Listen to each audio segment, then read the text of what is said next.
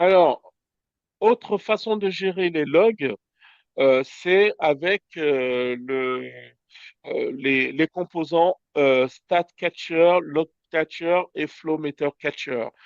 De manière native, Talend a propres, sa propre façon de gérer ses logs au travers des composants catcher.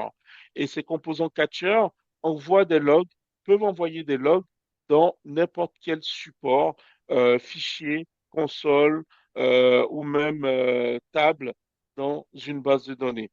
Et cela est recommandé dans tous les projets, que ce soit des projets cloud, des projets USB ou encore des projets data intégration.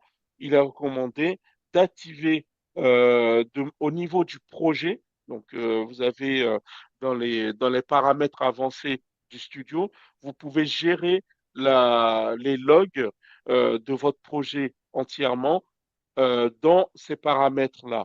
Et c'est ce qui est conseillé, et cela vous permettra également de faciliter la gestion de log ou le monitoring de votre projet.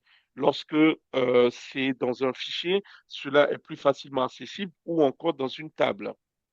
Et c'est ce qu'on va voir ici lorsqu'on on active la gestion de log grâce au log catcher, flow meter catcher et stat catcher et qu'on active le, la sauvegarde en base, on peut avoir dans l'AMC, donc dans la console de monitoring intégrée au studio, on peut avoir ce monitoring des logs de cette façon-là. Donc, et c'est complètement standard, c'est complètement intégré au studio. Et pour les développeurs, cela peut être un plus de voir qu'est-ce qui a fonctionné, qu'est-ce qui n'a pas fonctionné, et également d'avoir une idée sur le temps d'exécution d'un composant, d'un d'un job ou d'un ensemble de jobs. Donc, on pourra faire également des statistiques d'exécution sur le job ou sur un job en particulier.